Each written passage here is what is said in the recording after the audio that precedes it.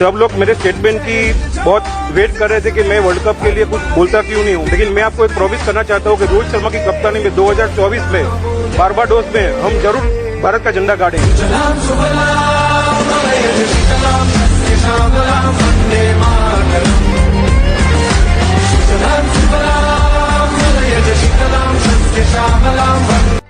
जय हिंद मेरे दोस्तों, आशा करता हूँ आप सभी स्वस्थ होंगे और अभी भी जश्न मना रहे होंगे टीम इंडिया की उस जीत का। लग ही नहीं रहा कि यार वो दिन कैसे चला गया और मतलब कैसे हम वो मैच जीत गए हारा हुआ। तो सबसे पहले जय शाह जी की बात की जाएगी, क्योंकि ये वीडियो थी तो जय शाह जी का भी बहुत मजाक बीच में बन रहा था, लेकिन अब जय शाह जी का मजाक कोई नहीं बनाएगा, क्योंकि कैसे फरवरी में उन्होंने इंडिया इंग्लैंड की टेस्ट सीरीज से पहले कहा था कि रोहित शर्मा बारबाडोस में 29 जून को शनिवार को रात को झंडा गाड़ेंगे, और वो तिरंगा रोहित शर्मा ने यूँ वहाँ लहरा दिया कि भाई साहब हम वर्ल्ड कप जीत चुके हैं। तो जय शाह जी भी भाई इस पाके स्क्रिप्ट राइटर हैं, सच्चे स्क्रिप्ट राइटर हैं, फ्यूचर प्रेडिक्ट कर देते हैं। पॉलिटिक्स की बात अलग है कि आप किसी का मजाक बना सकते हो, लेकिन यहाँ आपको उनको भी क्रेडिट देना पड़ेगा। तो दोस्तों जब क्रेडिट की बात आती है तो यहाँ सबको क्रेडिट दिया जाएगा। यहाँ ऐसा नहीं किया जाएगा कि भाई किसी भी खिलाड़ी का नाम ना हो, नहीं तो आपको पता है कि फिर बीच में क्या होता है कि कभी गंभीर हरभजन या सहवाग कह देते हैं कि पहले ऐसा नहीं किया जाता था, लेकिन अब यहाँ ऐसा बिल्कुल नहीं किया जाएगा। तो यहाँ एक एक हीरो की बात होगी, खास इंपॉर्टेंट नॉक की बात होगी। तो आइए शुरू करते हैं और बात करते हैं। तो दोस्तों उल्टे से मैं शुरू करता हूँ। तो उसमें यह है कि तारीफ़ है संजू सैमसन, चहल की, जायसवाल की। उनको कोई मैच नहीं मिला, लेकिन उतनी चेहरे पे उनकी भी खुशी दिखी, क्योंकि वो जानते हैं इस कप का मतलब क्या होता है। क्योंकि जब अब कल को बात होगी तो उनके भी खाते में T20 वर्ल्ड कप टाइटल जुड़ेगा। ज़रूर ख़राब लगा कि यार नहीं मौका मिल पाया, लेकिन कैसे जायसवाल को मौका मिलता, कैसे चहल को मौका मिलता, कैसे मैं बात करूँ संजू सैमसन को मौका मिलता, बहुत मुश्किल था। लेकिन अब आएगा उन पर मौका 2026 में टाइटल डिफेंड करने का, तो ज़रूर करेंगे। साथ में शुभमन गिल भी, क्योंकि आपको पता है शुभमन गिल बहुत अच्छे खिलाड़ी हैं। अब T20 का उनको कप्तान भी बनाया जिम्बाब्वे के सामने, तो उनको मौका मिलेगा। और साथ में रिंकू सिंह जो बहुत डिजर्व करते थे, लेकिन वही वाली बात है कि जगह नहीं बन पा रही थी उनकी जगह दूब आया, उन्होंने अच्छा भी करा। तो ज़रूर इन सबको मौका मिलेगा और ये लोग टाइटल डिफेंड ज़रूर करेंगे। अब हम बात करते हैं हमारे उन 11-12 हीरोज़ की जिन्होंने बहुत अच्छा करा। मियां मैजिक ने दोस्तों पहले ही 3 मैच खेले, लेकिन काफ़ी अच्छी बॉलिंग करी, खासकर पाकिस्तान के सामने उनको जो विकेट मिली थी। और खासकर बात ये रही कि बॉलिंग काफ़ी अच्छी उनकी दिखी, तो वो बहुत ज़रूरत थी और उन्होंने करके दिखाया कि जितना उनको चांस मिला उन्होंने करके दिखाया और जीती पहली अपनी ICC ट्रॉफी। अब यहाँ बात हो रही है सर जडेजा की, तो हो सकता है कल को कुछ मैच्योर लोग ये कह देंगे यार सर जडेजा ने तो कुछ भी नहीं करा। लेकिन भाई साहब वो जो इंग्लैंड के सामने नीचे उन्होंने 8-9 बॉलों में 17-18 रन बनाए ना, और वो जो स्पेल भी डाला, क्योंकि अगर कुलदीप अक्षर अच्छा कर भी देते और जडेजा पिट जाते हैं, जो उनको करना भी चाहिए था, जो टीम में खेल रहे हैं, तो फिर मैच इंग्लैंड का भी बदल सकता था। जीत आप जाते, लेकिन आप फंस जाते, साउथ अफ्रीका के लिए फंसे थे। तो हैप्पी रिटायरमेंट सर जडेजा, हमेशा आपकी कमी आगे खलेगी T20 में, बाकी टेस्ट और वनडे में तो आप आगे भी अच्छा करते रहिएगा।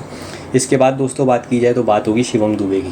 तो शिवम दुबे के नाम के आगे पहले क्वेश्चन मार्क था और स्टार्टिंग में उन्होंने अच्छा नहीं करा, लेकिन बांग्लादेश वाले मैच में दोस्तों जो उन्होंने 34 रन बनाए, उसके बाद ऑस्ट्रेलिया के सामने भी जो 28 बनाए, और यहाँ जो फाइनल में उन्होंने 16 में 28 बनाए, इसकी बात ही अलग थी। वही शिवम दुबे था जो एक ओवर में 34 रन खा के बाहर हो गया था, लेकिन देखिए इसको कहते हैं कमबैक, कि क्या उन्होंने कमबैक करा। साथ ही साथ फील्डिंग भी उनकी बहुत अच्छी रही। जडेजा के लिए भी मैं यही कहूँगा, फील्डिंग में न जाने उन्होंने कितने रन बचाए। तो ये 2 ऐसे खिलाड़ी थे, इन्होंने फील्डिंग भी बहुत अच्छी करी। इसके बाद दोस्तों बात की जाए तो अपना और जो हमारे बॉलर्स आते हैं, कुलदीप यादव। भाई लगातार कुलदीप ने कितना अच्छा करा, कभी ऑस्ट्रेलिया के सामने 3 विकेटें, कभी बांग्लादेश के सामने 2 विकेटें, अफगानिस्तान के सामने 2 विकेटें, सेमीफाइनल में भी 2-3 विकेटें। तो लगातार कुलदीप अच्छा करते रहे। ज़रूर फाइनल अच्छा नहीं गया, लेकिन अगर आप उनकी ओवरऑल परफॉर्मेंस देखेंगे तो उन्होंने बहुत ही अच्छा करा, और हम कुलदीप से एक्सपेक्ट भी यही करते हैं। इसके बाद दोस्तों अगर बात की जाए हमारी स्पाइडी की, यानी हमारे Spiderman the comeback man Rishabh Pant. अब कल को जब भी बात होगी तो लगेगा कि सेमीफाइनल और फाइनल में लाके मात्र 4 रन बनाए, लेकिन दोस्तों कौन भूल सकता है आयरलैंड का वो पहला मैच जहां इनका कमबैक हुआ था और 36 रन बनाए। कौन भूल सकता है, आपको बात करूं बांग्लादेश का वो मैच जहां इन्होंने 36 रन बनाए थे। 36 का इनका आंकड़ा हमेशा ही रहता है इन टीमों से। और साथ ही साथ मेन बड़ी जो बात रही पाकिस्तान के सामने जो इनकी 42 की बारी थी ना, क्योंकि अगर वो नहीं आती तो 119 रन नहीं बन पाते। और आप नहीं भूल सकते इनके विकेट कीपिंग, चाहे वो मोइन अली को आगे स्टंप कर देना हो, चाहे वो फ़खर जमान की पीछे भागते हुए कैच हो, क्लासेन की अंडर प्रेशर कैच हो, तो आप बिल्कुल नज़रअंदाज नहीं कर सकते हैं। तो क्रेडिट आपको ऋषभ पंत को भी देना पड़ेगा। इसके बाद दोस्तों अगर बात की जाए तो और भी जो हमारे बॉलर्स हैं, क्योंकि अर्शदीप और बुमराह की बात तो ज़रूर होगी, लेकिन उससे पहले बात होगी हमारे बापू की। भाई बापू तू कमाल बॉलिंग करता छी। जी हाँ, विराट कोहली की जितना अच्छा एक्टर मैं नहीं हूँ, लेकिन उन्होंने ऐसे ही कहा था कि बाबू तेरी बॉलिंग कमाल छी। जी हाँ, और कमाल छी सिर्फ बॉलिंग नहीं, बैटिंग भी है और फील्डिंग भी है। फील्डिंग में वो कैच कौन भूल सकता है, मिचेल मार्श का जो पकड़ा था और उसके बाद इनको मेडल मिला था। बॉलिंग में वो जो बटलर और बाकी उनकी जो उन्होंने कमर तोड़ी थी मोइन अली की, वो हम कभी नहीं भूलेंगे। जो इंग्लैंड के सामने इनकी मैन ऑफ द मैच वाली परफॉर्मेंस आई, बैटिंग में नीचे लगातार अच्छा कर रहे थे, 10-12 रन बनाए थे, लेकिन जब राहुल द्रविड़ और रोहित ने मास्टर स्ट्रोक खेला, जो हम कहते थे कि आप धोनी और क्या नाम है सौरव गांगुली की तरह खेलो, तो आपने खेला और देखो कितना अच्छा हुआ कि 47 रन बनाए 31 बॉलों में और बहुत अच्छा खेले। तो बापू अब लगातार खेलेंगे रविंद्र जडेजा की जगह इस टीम में, और वनडे और टेस्ट में भी खेलते हैं और लगातार अच्छा करेंगे, तो वेल डन बापू।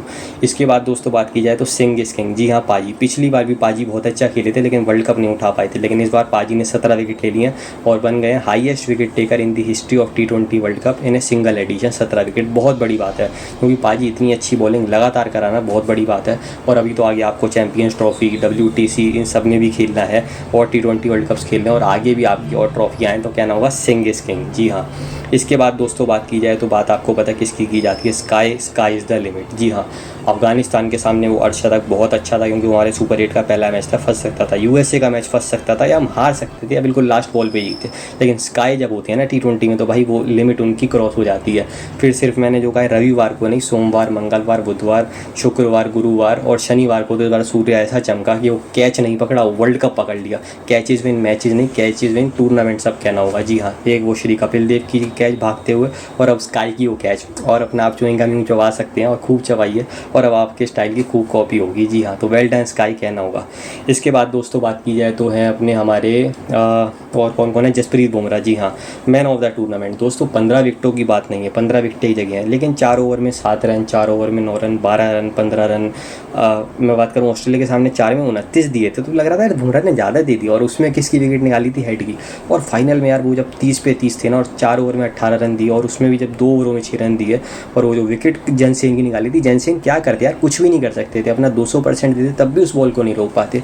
तो अनप्लेबल बॉलर है भाई, और हम बहुत लकी, हमने वसीम अकरम, Shri Kapil Dev ji, Glenn McGrath, Brett Lee, हमने इन सबको नहीं देखा है। अब ब्रेटली को थोड़ा बहुत शायद देख भी लिया हो, कर्टनी वॉल्श, लेकिन हमने देखा है जसप्रीत बुमराह को, और हम बड़े लकी हैं कि वो हमारे लिए खेलते हैं, हमारे खिलाफ नहीं खेलते हैं। तो वेल डन जसप्रीत बुमराह। आपका बेटा भी अभी पैदा ही हुआ था और आपकी वाइफ भी एंकर हैं बहुत अच्छी, तो अच्छा लगा होगा उन दोनों को भी देख के, और आगे ये पल आपको और जीवन में आगे याद आएंगे कि भाई ऐसा ऐसा हुआ था और हम वर्ल्ड कप जीते थे, और उसमें आपका कितना बड़ा रोल था। कहा जाता है कि भाई जब going gets tough, the tough gets going. ये हार्दिक पांड्या के लिए बिल्कुल फिट बैठता है। वो खिलाड़ी जिसको ट्रोल किया जा रहा था, उसके लिए सबने प्रेयर करी वर्ल्ड कप में, और खासकर फाइनल में लास्ट ओवर में 16 रन डिफेंड करे और रो पड़ा था, और पहला ऐसा खिलाड़ी बना जिसने एक वर्ल्ड कप में 140 प्लस रन और 11 विकेटें ली। जी हाँ, युवराज सिंह ने 150 रन तो बनाए थे, लेकिन उनको बॉलिंग नहीं मिली थी। रायना ने 200 रन तो बनाए थे, लेकिन उनको बॉलिंग ही नहीं मिली। नहीं तो हो सकता है वो भी 5-7 विकेटें निकालते, लेकिन यहाँ पांड्या को बॉलिंग लगातार मिली, और पाकिस्तान के सामने वो 2-3 विकेटें, फ़खर जमान की विकेट, आयरलैंड के सामने 1-2 विकेटें, और हर मैच में अपने आके एक विकेट निकालते रहे। और फाइनल में वो क्लासियन की सबसे बड़ी विकेट, इनके करियर की सबसे बड़ी विकेट होगी, और लास्ट ओवर में फिर वो रबाडा के सामने भी विकेट इनकी बहुत बड़ी विकेट होगी, और वो रन बचाना बहुत ही बड़ी बात थी। तो पांड्या बिल्कुल, और उन सभी लोगों की तरफ से माफ़ी चाहेंगे जिन्होंने आपको ट्रोल करा। अब आपको कभी कोई ट्रोल नहीं करेगा, बस आप आगे भी ऐसा खेलते जाओ और हमेशा खूब अच्छा करते जाओ, यही हम सब चाहते हैं। अब दोस्तों बात होगी उस बंदे की जिसने T20 वर्ल्ड कप इतिहास में बनाई थी सबसे ज़्यादा 1300 रन। ये कुछ कॉमन नहीं है, 5 वर्ल्ड कप पहले एक बंदा खेला, 2 बार मैन ऑफ द टूर्नामेंट बना, अकेले टीम को कैरी करा लेकिन हार गया। ये तो उसके आइडल ही थे ना, सर सचिन तेंदुलकर, लेकिन आखिरी में वर्ल्ड कप जीते थे और रिटायर हुए थे। जी हाँ, यही विराट कोहली ने करा। 2012 में सबसे ज़्यादा रन भारत के लिए, 14 में मैन ऑफ द टूर्नामेंट, पूरे टूर्नामेंट में सबसे ज़्यादा रन, 16 में सबसे ज़्यादा रन पीक में, पूरे टूर्नामेंट में सबसे ज़्यादा रन अकेले कैरी करा। 14 में तो फिर भी साथ मिला था रोहित का, रायना का, 12 में भी रोहित रायना का साथ मिला था, युवी का साथ मिला, धोनी का साथ मिला। 16 में अकेले कैरी करा, 21 में भी 1-2 मैच थे तो अच्छा खेला, पाकिस्तान के सामने हार मिली। 22 में अकेले कैरी करा रोहित, और उससे पहले मैं बात करूँ राहुल, या 16 में धवन, रायना, युवराज, धोनी, किसी का भी ज़्यादा साथ नहीं मिला, अकेले कैरी करा। इस वर्ल्ड कप में फ्लॉप हो रहे थे, लगभग 100 से भी कम रन बनाए थे पहले 7 मैचों में, और हर कोई कह रहा था, रोहित भी कह रहे थे, हम भी कह रहे थे, राहुल भाई भी कह रहे थे कि भाई फाइनल में बढ़िया इनिंग आएगी।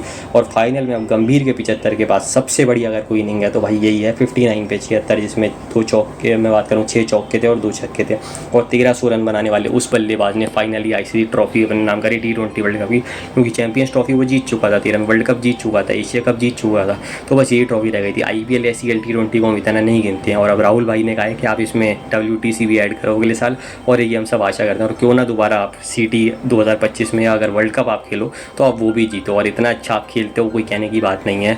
अनुष्का से आप बात कर रहे थे, अकाय और वमिका को आप ट्रॉफी मेडल दिखा रहे थे अपना, वो बहुत ही अच्छा मोमेंट था, और आगे भी आप ऐसे उनको अपने मेडल या ट्रॉफी दिखाओ, यही हम सब आशा करते हैं। अब इसके बाद दोस्तों लास्ट में बात होगी हमारे कप्तान साहब की। अगर 1300 बनाए थे उस बंदे ने, तो 1200 इस बंदे ने बनाए थे, और ऐसे से इसका कुछ खास रिश्ता है कि सबसे पहला रन, सबसे पहली इनिंग, सबसे पहला मैच, सबसे पहली आईसीसी ट्रॉफी उन्हीं के देश में, सबसे पहली अपने बतौर कप्तान आईसीसी ट्रॉफी उनके सामने, टेस्ट में ओपनिंग उनके सामने, सबसे पहला 200 टेस्ट में उनके सामने, हर चीज़ उन्हीं के सामने करते हैं, सबसे पहला T20 अर्धशतक, हाईएस्ट T20 स्कोर, सब कुछ। तो ऐसे से इनका लगाव बहुत अच्छा है। जी हाँ, इस समय के बहुत ही अच्छे कप्तान रोहित शर्मा, पैट कमिंस तो बहुत अच्छे हैं ही, लेकिन ये भी बंदा बहुत अच्छा है जो नहीं जीत पा रहा था T20 वर्ल्ड कप 2022 में, सेमीफाइनल 2022 एशिया कप, लेकिन एशिया कप अगले साल जीत गया, फिर WTC फाइनल 2023 का वर्ल्ड का फाइनल। अब लग रहा था भाई लगभग 26 में से 22 मैच जीत जाना, मात्र 3 मैच हारना और 1 नो रिजल्ट होना, उसमें वो तीनों ही मैच बड़े नॉकआउट होना बहुत बड़ी बात थी। और अब लग रहा था ये वाला भी हार जाएगा, लेकिन अब फाइनली आईसीसी ट्रॉफी आ गई और one of the greatest captain कहना होगा T20 में, क्योंकि इन्होंने कहाँ नहीं सीरीज़ जीती।